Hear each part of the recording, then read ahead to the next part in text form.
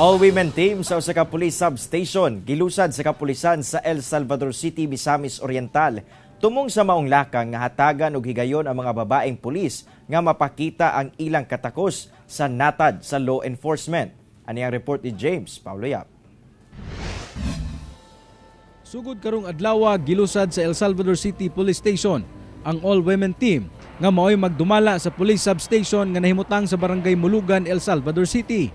Higayon kini alang sa mga babaeng pulis nga mapakita sab ang ilang kahanas dili lang sa administrative duties apan lakip na sab sa operational responsibilities. Sumala ni El Salvador City Police Station Commander Police Lieutenant Colonel Raymond Lumapay, kini ang pinakaunang all-women's team sa kapulisan sa rehiyon. Iyang purpose sir is to promote women empowerment.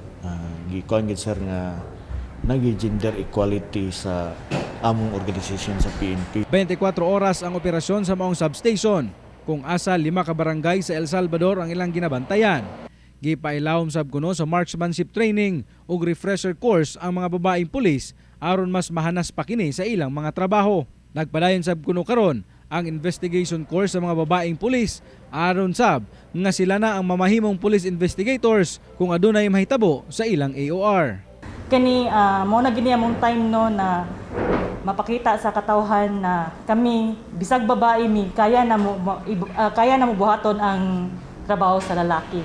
Dili mo magkumpiyansa sa amo kay do naamoy kusog naapod mi reserve na kusog sa amo. Kauban si Jaybert Pairat sa kamera. Ako si James Paulo Yap para sa One Mindanao.